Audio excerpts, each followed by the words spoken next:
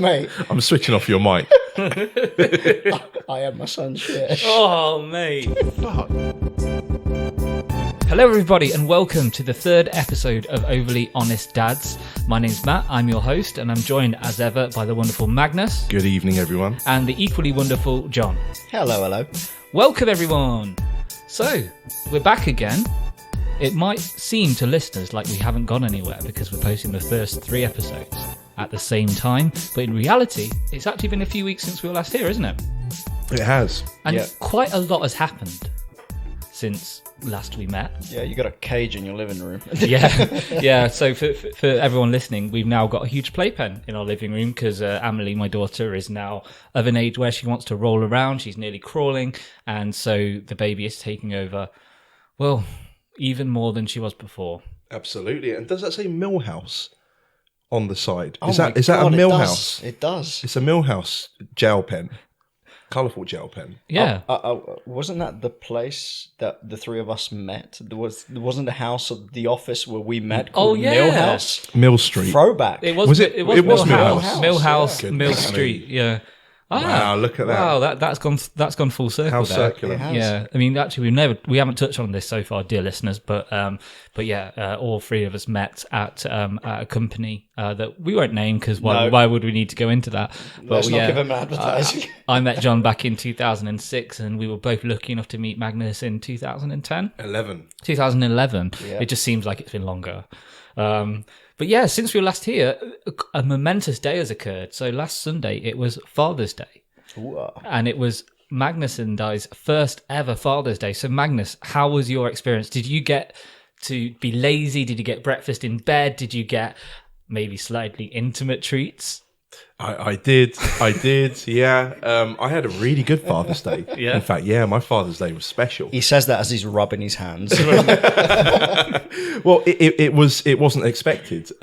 So Romana gave me French toast in bed, which was really, really nice. And then you're looking somewhat incredulous. Like, Is that a code word for something sexual? It wasn't. No. There was no other sandwiches. It was just that. It was French toast in bed, and then she locked me in the bedroom. Or well, she didn't lock me in the bedroom. We don't have locks on our doors because we're a very open family.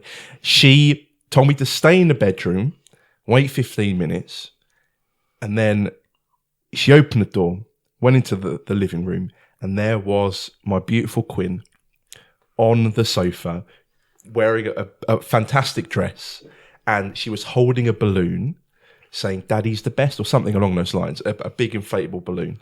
Yeah, it was special. And there was a cake on the table that said Happy Father's Day. Aw, Yeah, That's really sweet. It's really nice. She also bought me a tape measure. A good one, actually, a good tape measure saying number 1 dad, one of those novelty presents. And one other thing, which I can't remember. I apologise. a strap on. Get For him pegging. pegged. Yeah. That was the present. That was the real present. Yeah, that was the, what was it, poached eggs? No, that's the strap on.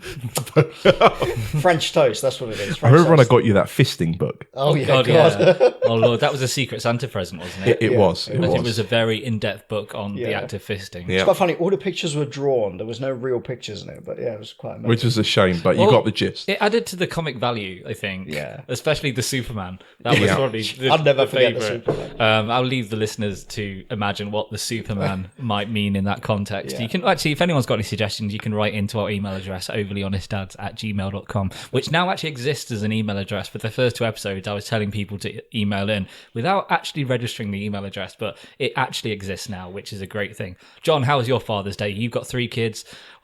What does Father's Day mean to you? They all got me cards this What, year for separately? the first time. Yeah, it's quite Oh. cool. They all got me cards. It's quite cool. Actually, my oldest got me a card last year. It's quite cool. My wife is not as romantic or as nice as yours, Magnus. I don't. They're like, says the guy who's not very romantic, because I proposed to my wife on the phone and she said yes. Sorry, what now? Yeah, let's not get into that. No, that's maybe for another That's episode. for another episode. But yeah, we're as romantic as a We are brick going to have an wall. episode about that, listeners. that's- We are going to. Sorry, continue, John. That is crazy. Yeah, we're as romantic as a brick wall. But anyway, but yeah, no, the kids are cool, and they don't quite understand what it means when they got me got me a card. It was just, and my youngest got me a card. He said, "Daddy, I made you this," and it was just like, "Oh, dude," and he was so proud of it as well. And then it was the same day I think that I took him.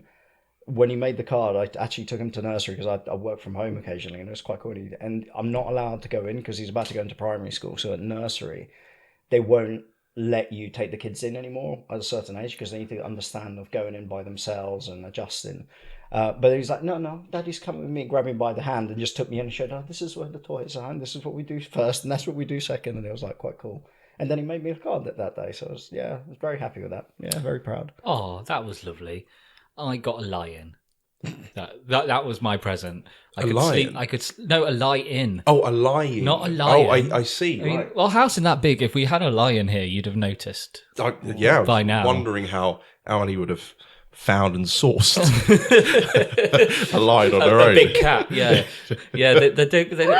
Yeah, so, but no, I slept until 10 o'clock. Fantastic. And I wanted breakfast in bed, but that was not forthcoming, and so I ordered McDonald's breakfast in bed. I was hoping that Alex might go and get the McDonald's from the door and bring it up to me, but I had to do that as well. But, worse things have happened. It was a nice day. But one thing it made me realise is even though it's Father's Day, you can't just relax and do nothing because when you're a parent... Nope. That's just not on. No. Shit don't fly. I had an idea in my head that maybe, Father's Day and Mother's Day, you give the other person a break, but, you give them nice things. You might, give them a little bit of space, but you can't just abdicate your responsibilities for an entire 24 hours, unfortunately. Nope. And then another thing actually happened since we last recorded that I thought I would bring up. So since we were last together, I went to Germany with Alex and Emily for one of Alex's friends' weddings. And then I came back because I'd start a new job. And then Alex and Emily stayed on in Germany. For the listeners out there, my wife is German. So she was staying with her family. It's the first time I spent time away from Emily since she was born. Man, that was hard.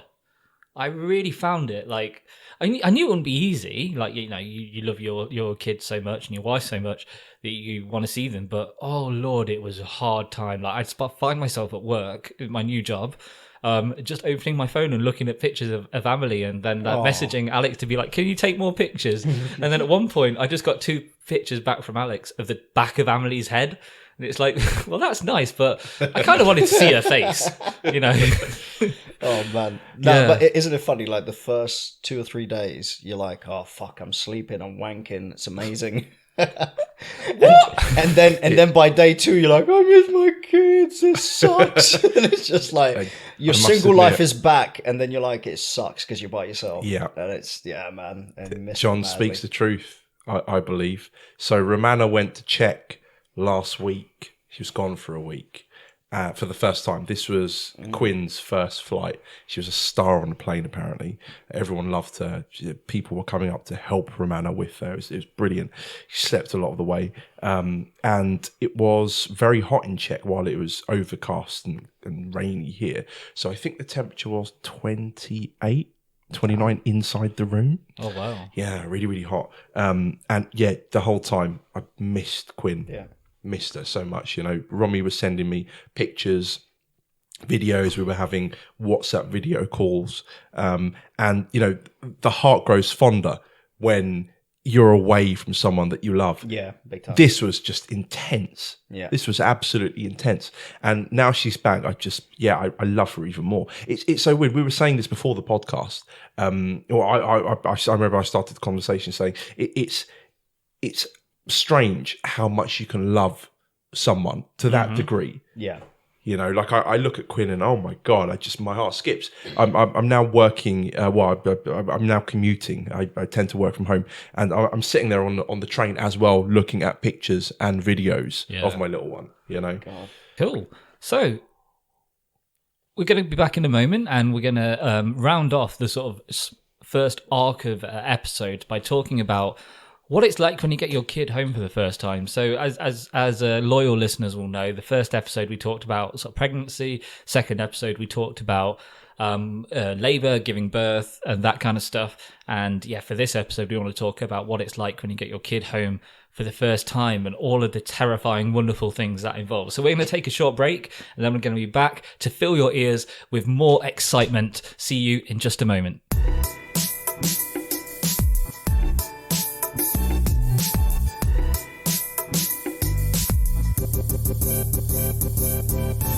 Welcome back to the world's greatest podcast about parenthood, Overly Honest Dads. And we're here to talk about getting your kid home for the first time. It's a scary time. It's a fun time.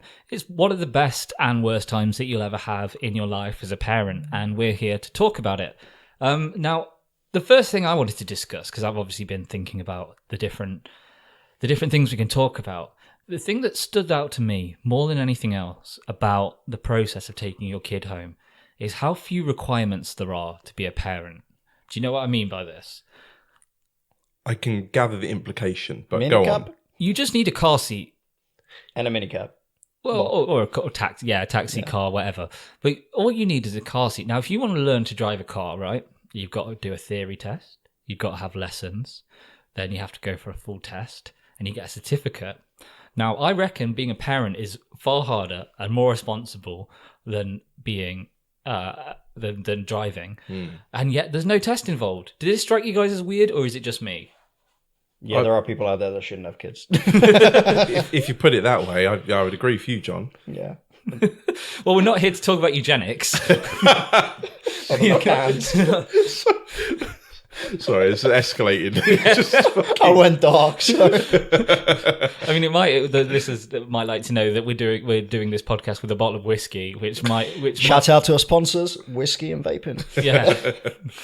But yeah, like it was strange to me. Like that's all you needed. Like, you know, as long as you have your car seat, away you go, and you're taking a kid home, and you're responsible for their entire life for at least 18 years, assuming that social services don't take the kid away in the meantime, which for some people out there might be a significant risk. But for the rest of us, like, it just struck me as just a basic thing, as just a strange. So let me drop something in there about car seats. Okay. What were you forced in to buy in? Because when we had the first, my wife was fixated on buying this Kiko tree set with like the three things that come with it. I can't even remember the names. Well, the pram, the pushchair, and the car seat. The travel system. Yeah, no, it was like a cot thing. Yeah. It was it was so fucking expensive. It was pure white, and she wanted it because it was white and it was beautiful. My fucking god, that thing was expensive, and I didn't want it. I was just like, we can just buy the cheap shit. It does the same thing. What was the price? Dude, oh man, 700 and something.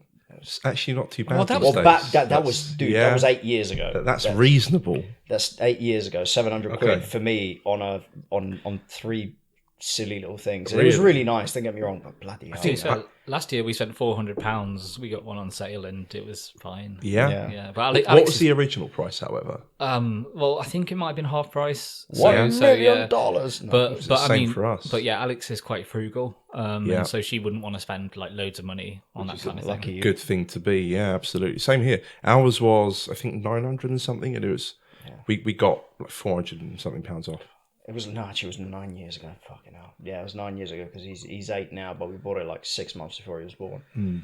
So so getting the kid home for the first time. Do you guys remember the first nappy change that you had to do with your kid?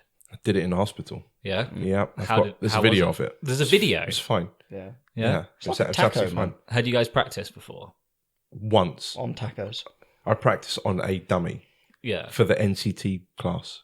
Yeah, but I was like, I'm going to do it because I'm very squeamish. So I just in order to get over that, I was like, right, fuck it, I'm going to change her nappy. I will have to say the first week is not that bad because they only really pee and do like weird poos. So it's not that bad. It's when they start eating the real poos. Yeah, it comes That's out like different a shit. torrent. Yeah.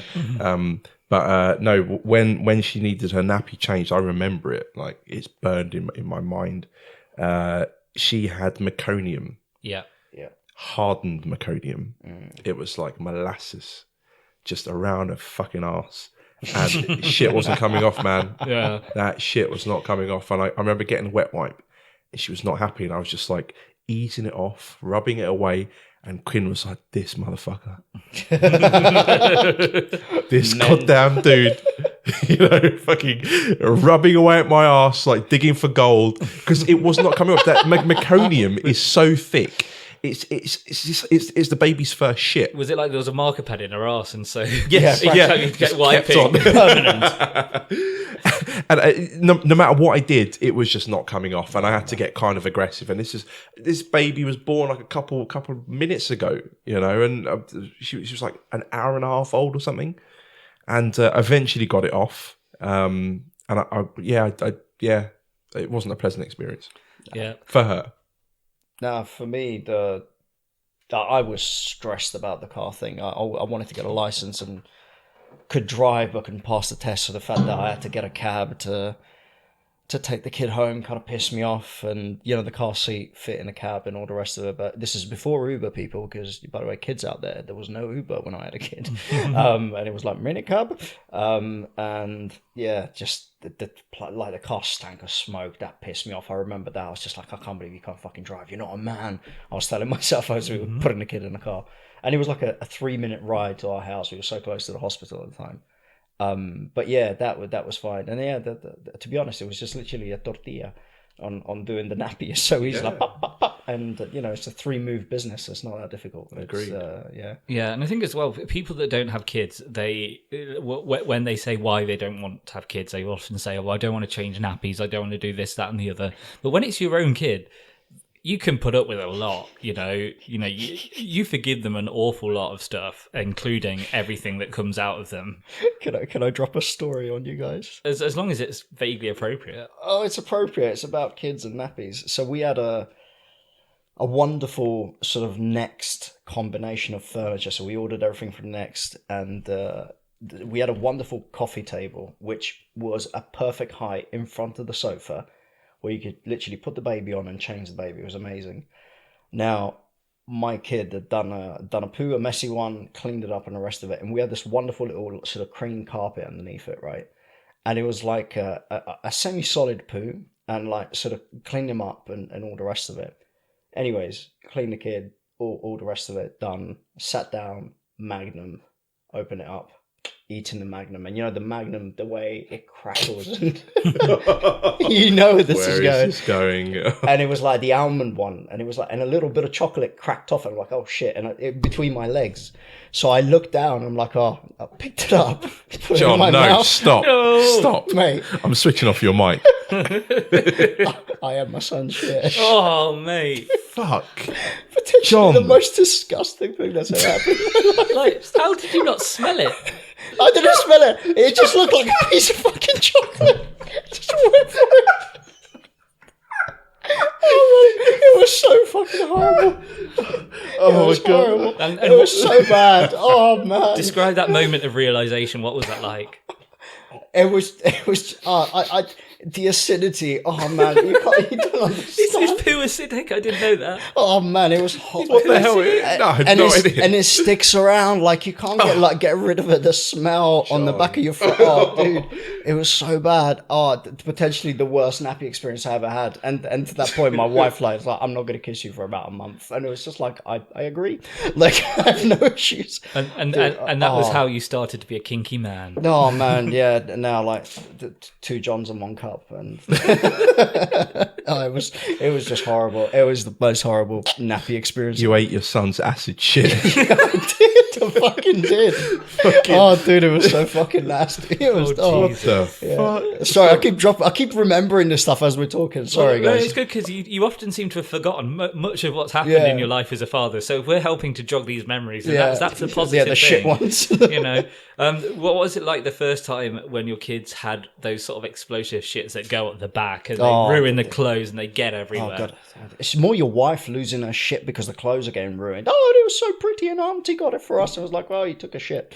Like, that's the way I view it. And on her end, it's like, oh, it's ruined, it's stained, it won't come out. And literally, that shit does not come out. What the fuck? Can we talk about that? Yeah, we can. Stain. They stain like a motherfucker. It's unbelievable. So next time we do this, Alex will show you the products that will sort it out, because she can get shit out of anything. Like, honestly, my wife can clean shit out of anything. Damn. Like she has to be quick, so you have to catch the clothes shortly after the poo has penetrated them. But as long as you get there quick, you put this Vanish stuff on, you soak them, then 9 times out of 10, stuff will come out spotless. See, Yeah, that's 9 the times key. out of 10. That is the key. You need to get there quick. If Yeah. you don't get there quickly, you're fucked. stained. Yeah. You are fucked. If it Bleach dries. don't get it out. No, it doesn't. It doesn't. We use Vanish as well. We have we bought a plastic tub specifically for a shit stained clothes, and we will. I will over deliver Vanish in there. And the thing is, so she'll do a shit. I'll be Put like, it in your okay. cornflakes. She'll do a shit on her clothes. I'll be like, all right, fine. I'm gonna go sort it out. And I've got like a toothbrush to get rid of the bits. And then I put on my black gloves, my latex gloves, and I dump it into hot water, into the plastic tub, put in a whole load of Vanish, and then I take some of the Domestos bleach and I put it in there. Usually, it will work if I get there quick enough. Yeah. But if you put it in a washing machine, I'll wash it later, that shit will stick. It will, it will stain, and you have to throw it away. There's nothing that will take it out. What is that? It's like Indian ink. Unbelievable, I man. don't know, man, but yeah, it is possible to sort things out. Like as soon as Emily was born, my in-laws just came through. They sent us a couple of boxes full of stuff, and it included like stain removal stuff, and it's been great Yeah. since then. But yeah, poo, it's a hell of a thing to deal with. It's a shit subject. Now, actually, I've heard, like, Magnus and I, we have daughters. So when it comes to changing nappies and surprise wheeze that happen, we're not really in any danger of getting splashed. But No, John, we're not. I understand with boys Yeah. that you might have to learn to Yeah, duck. shit. I got pissed in the mouth as well. Oh, God. Jesus Christ. So you John. ate shit and you drank piss, is what you're telling me. Well, it hit the lips and it didn't quite taste it, but yeah, that was nasty. Like, I didn't catch it in time. It was like the tortilla move. It's just like you gotta close that and then tap it over, and it's just like, yeah, I didn't get it in time. It's like, psst. And it's quite weird because boys get hard-ons very young, like even as babies. And then the thing was just you take the nappy off, and then the willy is looking at you, and you know you're fucked. Like you gotta move quickly. That motherfucker will shoot at any time.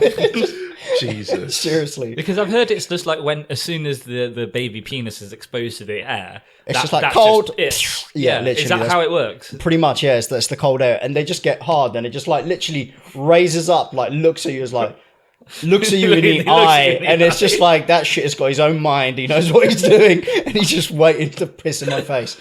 And that's pretty much what happens. Yeah. So, but yeah, Goodness. you learn to catch it quickly. You learn to move quickly, but there are occasionally where you're just tired, like 3 o'clock in the morning bollocks, and then you're just like, oh shit, he's pissed, and then like he'll piss on you and stuff, which is Yeah, and then you have to do an outfit change as well. Because Yeah. although with girls they can't really project the wee, but it spreads. but yeah, like it will often go everywhere. I mean, I remember being there at like 4 a.m. Everyone's tired, everyone's annoyed, and then you're doing a nappy change.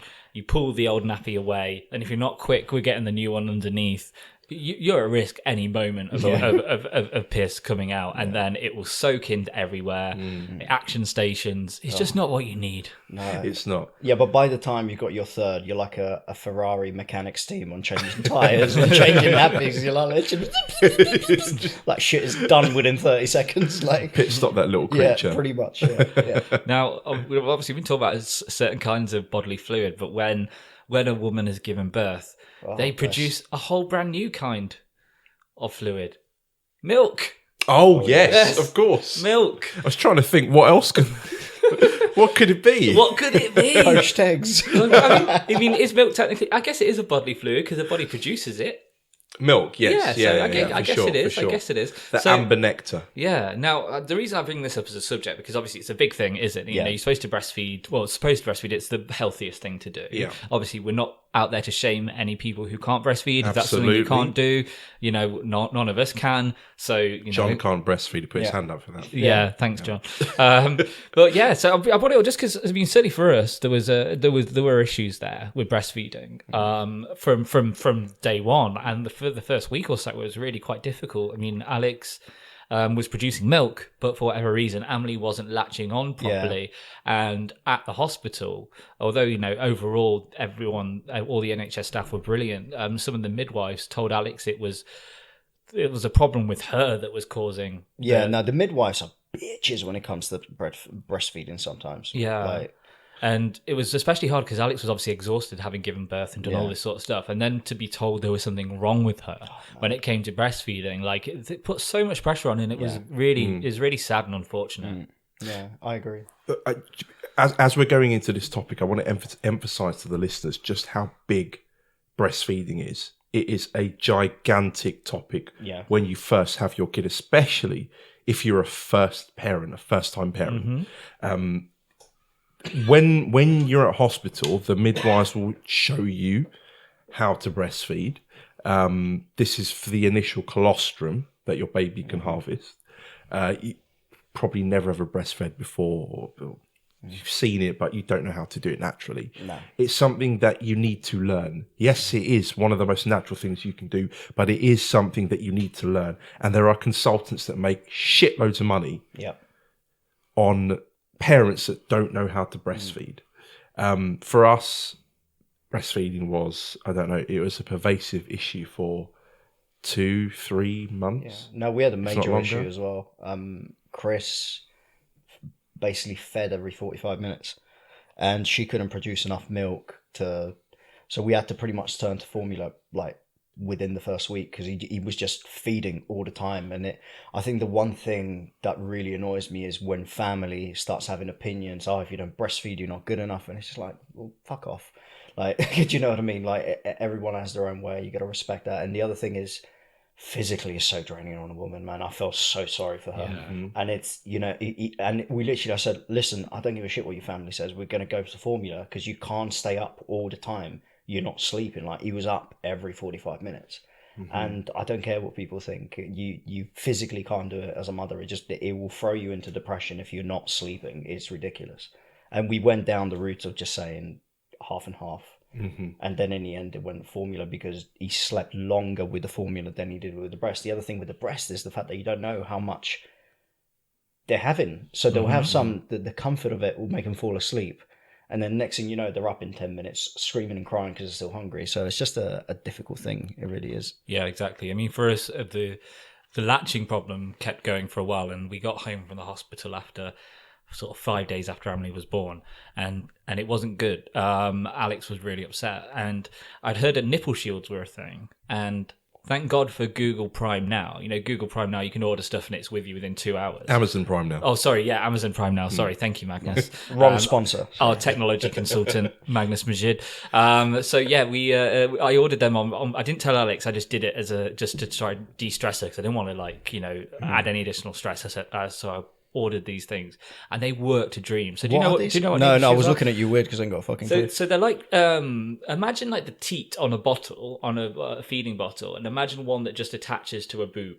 Oh, wow. So it's like a little teat with silicone Oh, flaps so on, they I don't suppose. chew into it too hard. That's No, what- exactly, and I think the reason they exist is exactly what you're saying, to protect against chewing, especially when teeth come through. Yeah. But for us, it was just that was the only way Emily could latch, and since then Emily's been breastfeeding for 7 months, and she put on all the right amount of weight. The feeding's been going really good since then, apart from a couple of periods of cluster feeding. But if you read the advice, if you take look at advice online, you get the advice from midwives. They'll say, don't do this, don't get the nipple shields. Fuck them. Amen. But yeah, so the more nuanced version of saying what Magnus just said is that for anyone who's listening who is a parent or going to be a parent soon, you're going to get a lot of advice that's thrown at you, but not all of it's going to be right. And there are going to be times where you make a decision that's best for you, your partner, and for your child. And don't be afraid to do it. Sometimes what your gut's telling you is right. And for us, the gut was saying, do whatever it can to make sure Emily can get milk from the breast. And yeah, it's worked. Everything's worked perfectly since then. It's just that initial phase and the advice that we got that was really, really unfortunate. Yeah. It's what is right for you and your family. It's not for what is right on the handbook at the NHS. You'll get advice from everywhere. You've forgiven me for punching that doctor during. Well, we didn't have a good experience of breastfeeding at all. It was really traumatic, and to see Romy in such a depressive state was very, very hard. Because I'd never seen her like that before. She felt beyond desperate, and she wasn't getting the support or help or advice from the NHS. If anything, they underplayed the severity of breastfeeding for us. And I don't say that lightly or that it was a situation that was unique to us, because our whole fucking NCT group felt the same way. They were having cluster feeding as well, where the baby would wake up every half an hour, 45 minutes, 24 fucking hours, day on, Wow. Crazy. Quinn did it a couple times. She cluster fed. Yeah.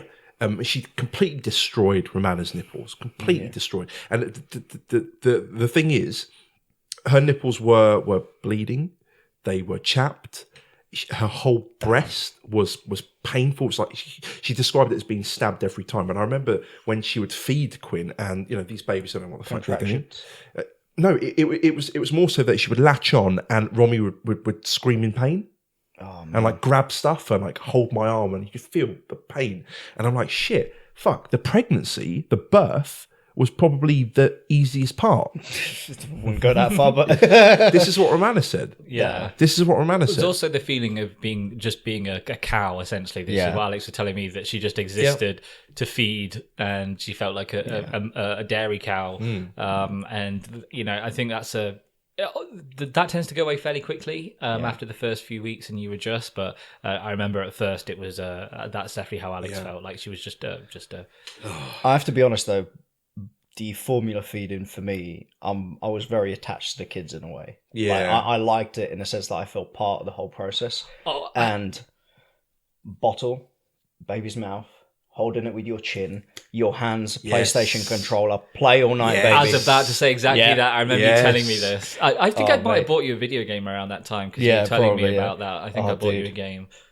Yeah. But no, we talked about some difficult aspects of getting your kid home for the first time, but I think we should also take a moment to appreciate how bloody cute they are when they're that small. They are. I mean, I know that when they get older and they're more interactive, it's a lot of fun, but you know what they say about kids growing up quick? It's really true, because they only stay in that little blob state for a short amount of time when they're just so tiny and so helpless and just so cute, man. It's so funny that you say that, because I know I'm going to be the outlier here.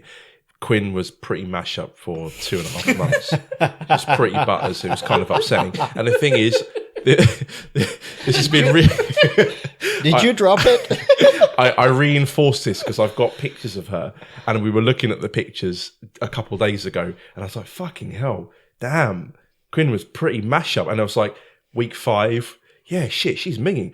Week 7, oh man, when's this going to stop? She's become cute. She became cute for me at 3 months, and now she's impossibly cute. Like, oh my god! So my wife is going to hate me for saying this when she listens, right? But my daughter, as a baby, I didn't think she was that cute. Now she's stunning. She's this beautiful girl, and yeah, when she was a baby, I was just like, it's all right. You still got the receipt. You know what I mean? No, not that harsh, but like it was like out of the 3, as a baby, she wasn't the cutest, but yet now she's like stunning, like long blonde hair, and she's very cute and smart, and it's great. But yeah, it's interesting, and you can't. All babies are beautiful. The fuck they are. No, they're not. Like literally, no way. Yeah. No, but that phase only lasts a short amount of time. I remember Emily being sort of 5 or 6 weeks old, and you already notice differences because they grow so quick at that age. And I think when they're really small, enjoy it. Just enjoy it, because it'll all change quickly, and that's our one constant of parenthood is that things constantly change. Right, let's take a quick break, and when we come back, we'll talk about this a little bit more. See you in a bit. Bye.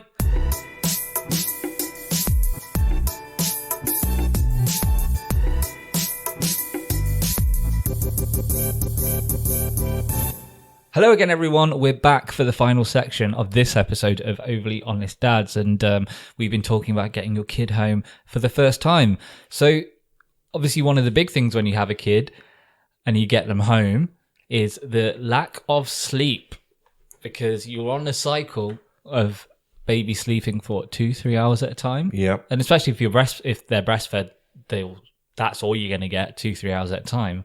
And all of a sudden, your lovely existence of being a human, a childless human, is interrupted by regular screams. Your nights are punctuated by literal screaming. So how did you guys find the adjustment of sleep patterns? I'm still traumatized, to put it lightly. Yeah, it was an adjustment for sure. She didn't scream though. She's only started screaming now. Did you get the thing where babies make weird noises when they sleep? So for me, Amelie would just make these horrible grunting and not crying noises, but they were like, and then you sort of get You up. sound like a demon. Then you get up and then you have a look and you think she must be in pain. She must need immediate attention. And then you look and she's sleeping peacefully and she's just making these horrendous noises. And for me, I could not relax. I could not sleep. Instead of trying to sleep in the same room as my wife and child, I would stay up until Amelie needed a feed.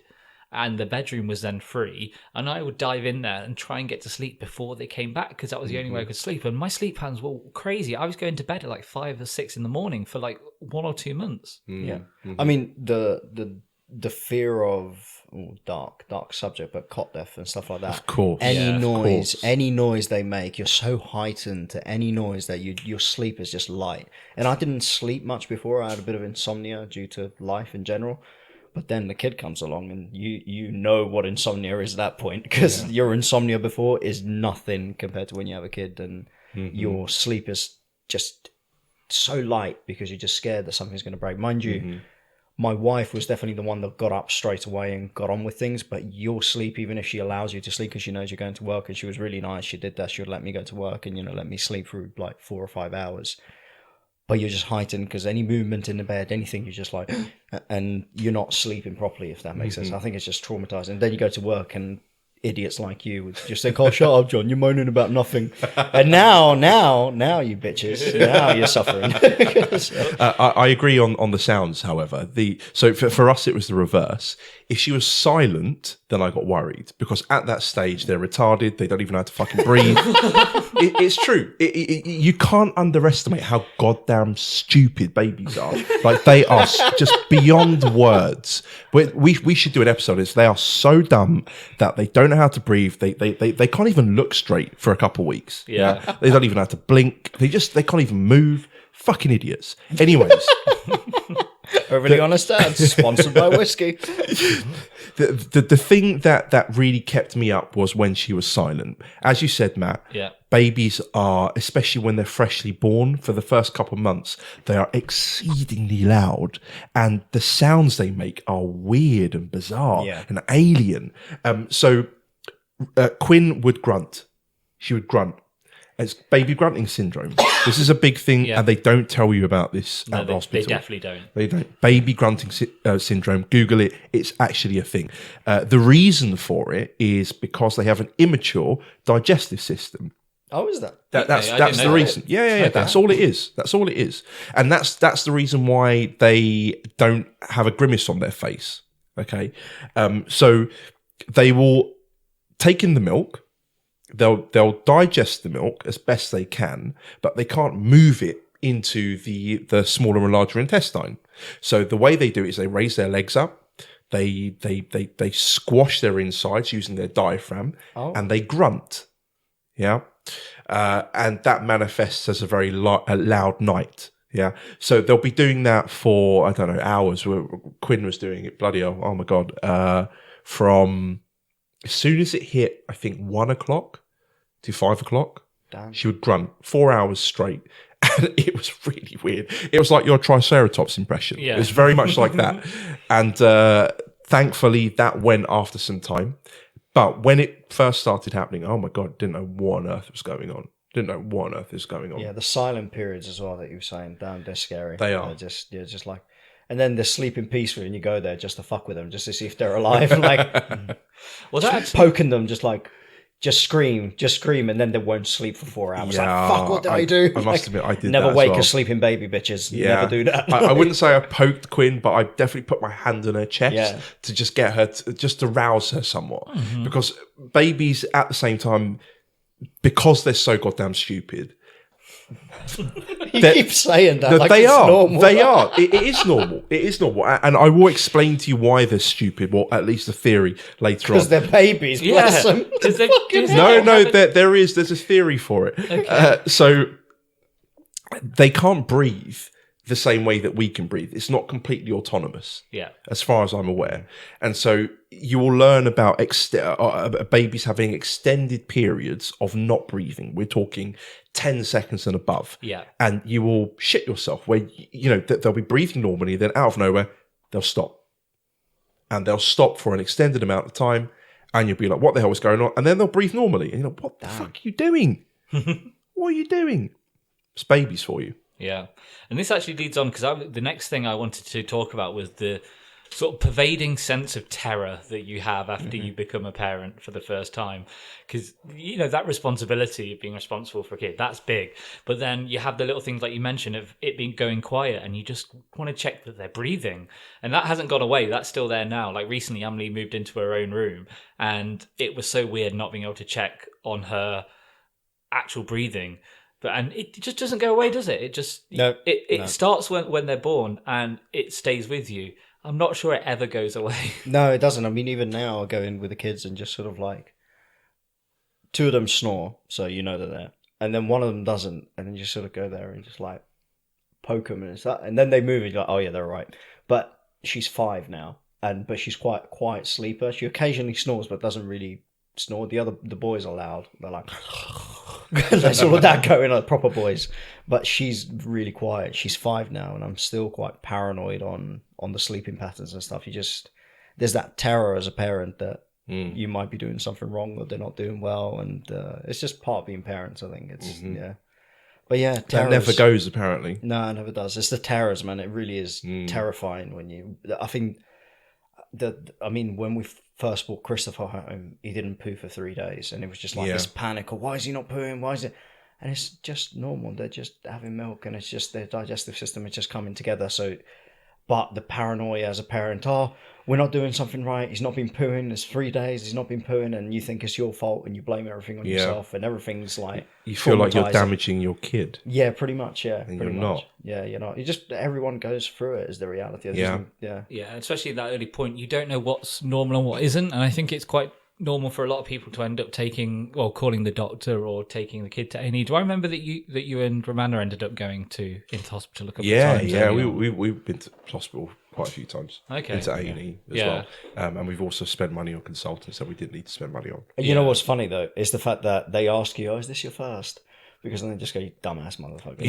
Because they know, you're a first parent. Yeah, it's like, you know that. Now we know when we go into A&E because something's happened, we'll go in and goes like, this is our second child, so that they know that we got experience in this. Because otherwise they just sort of like, we'll get to you in about 5 hours. You put you on the side and you wait in A&E for 5 hours. Yeah. For no reason. Thankfully, newborn A&E is exceedingly quick. That's really, not my really experience. Quick. No. Oh, really? For us, I think it was any children below 3 months get seen more or less instantly. So you go into a full ward and they'll see you straight away, which is really, really good. Yeah. So I'm showing the guys a picture of my son when he bumped his head. This is the third, right? When you've had your kids bump their head before, so he hit the door frame hard when he was running, and it was quite a big bump with a bruise.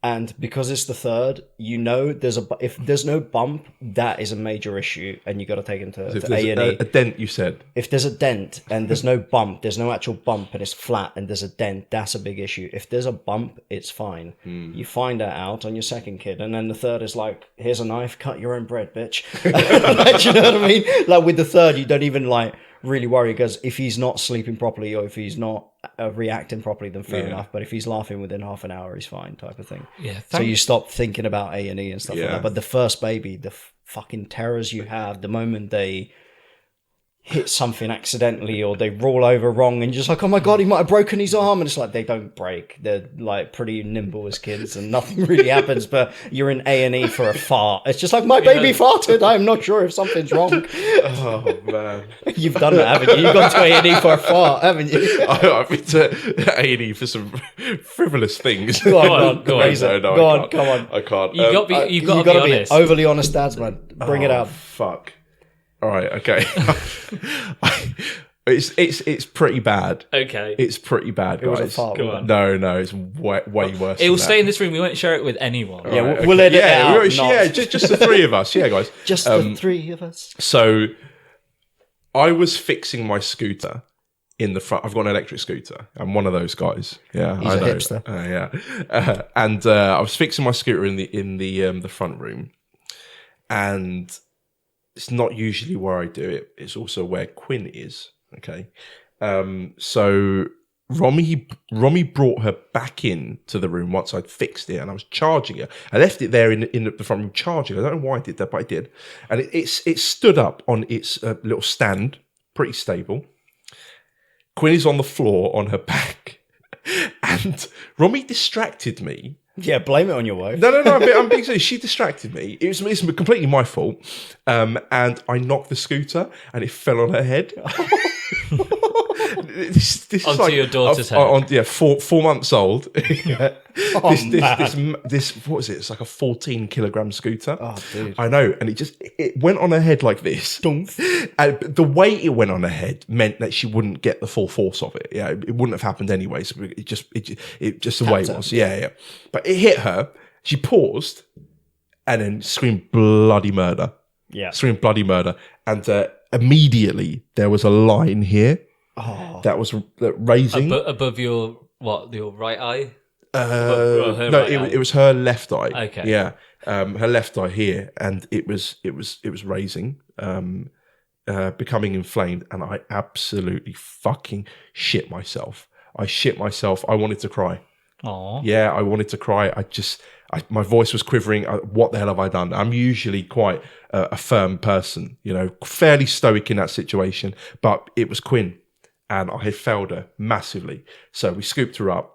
We were debating whether or not to go to A&E. Would they turn us away because Quinn was crying? Would they take her away? That's the other thing. Yeah, I was going to say, social services. No, not take her away. No, but that's the other thing is when you go to A&E, our paranoia with the first one goes, we're going to go to A&E, they're going to take the kid away from us because he hurt himself. That was my wife's paranoia. And I see. No, they're not. And then as you're going towards A&E, it's just like, maybe they will. Oh, shit. Like you worried that shit I will must happen. admit, I probably should have worried more about that, but I didn't at the time. But because she was crying, and then 2 minutes later she started laughing, she was just back to normal. We were like, shit, should we take her? Should we not? And then, yeah, we did. We couldn't take any chances. And, we were there a few hours. They had a look at her and they were like, yeah, new parents, it happens. Just make sure that room is used for one thing and nothing else. Stop dropping your child. Yeah, this is what to look for, if she was to have concussion, etc. And yeah, went back home. Next day, the front room was spotless. Tidy. It's never been used for that kind of thing again, nor will it ever be. Yeah. So yeah. Okay, fellow dad. So we've been chatting about getting your kids home for the first time from the hospital. One thing I wanted to ask you guys, what was different to what you expected? And the reason I asked this question is because obviously you spend a lot of time building up to what it's going to be like to be a dad. You spend 9 months intently thinking about it. So what for you guys was different to what you expected? What were the surprises? Oh, Matt, everything was a surprise. Yeah. Like absolutely everything. There was not one thing that I had a specific expectation that was met for. From changing the nappies, through to the breastfeeding, through to the nights, through to the way that she would develop. Everything was just not textbook. What do you guys say, actually? And related question: do you think that the classes you go to before you have a kid, do you think they prepare you at all? They give you someone to share the burden with, but that's it. They taught me some things. They made the whole experience a little bit more visceral than what I believed it to be, which was helpful. But nothing will ever prepare you for the actual scenario. Yeah. And it's an unfortunate fact. We can do this podcast, we can read the books, you can go to the courses, but once it happens, you're not ready. My God, never. I think the thing I found with the lessons was it was just bullshit. It was so textbook, and it just like people have been having babies for thousands of years, and we're sitting here, and you're telling me out of a textbook on what, and I know it's different for everyone. That's the one thing I sat there. My wife completely bought into it. I sat there, and I was just like, meh. I wasn't too convinced because there was no passion behind the lady that would like midwife, seen tons of babies, popped a bunch of them out. She's not really bothered, and she's just like, baby, you do this, you do that. She had no passion for it. She wasn't really selling the experience. I know that sounds ridiculous, but she wasn't selling the experience to me. So I didn't really learn much. And you learn more in the first 48 hours of having a kid than you do at any lesson, is the reality. Because all of a sudden, Agreed. it's fucking go time. And Learning on the job is the way to go. Yeah, definitely. Okay. Wonderful. Well, I think that's probably going to bring us to an end of this discussion, but I just wanted to say a quick word because this is the third of, our podcast, and it's the end of the opening arc where we post 3 up, all dealing with the same, related issues. And I just wanted to say thank you to you guys, really, to Magnus and to John. I got a random text message, about 6-7 weeks ago from John. Well, Magnus and I got a text message saying, let's start our podcast. And then all of a sudden, here we were with microphones, eventually a little, what would you call that thing? It's a mixer. A mixer. We've got a mixer, not as in a drinks mixer. It's an actual thing with a lot of knobs and things that move around.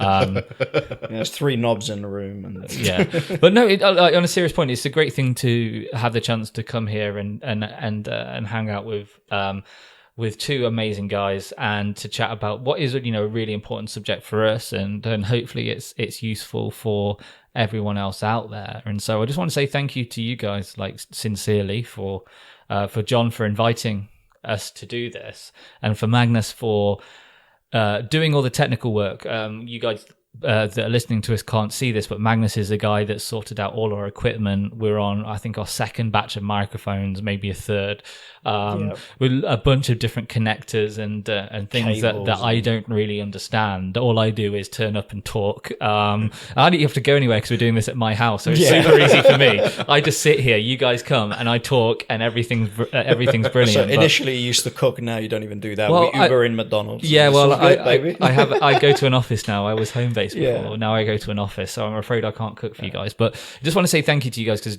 genuinely it's become a highlight of my week to have you guys over to do this. And to the listeners out there, to anyone foolish enough to take the time to listen to us, thank you sincerely. The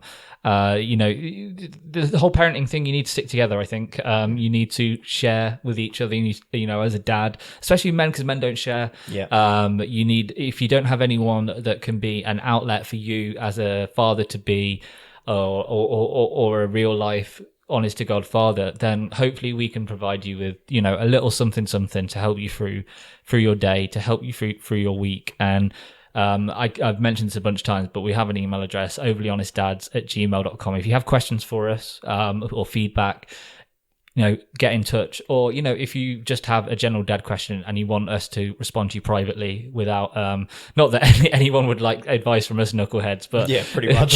If you do, we're always around and happy to give, our own honest opinion about things. Do you guys want to say anything to sort of round off this last of our opening episode arc?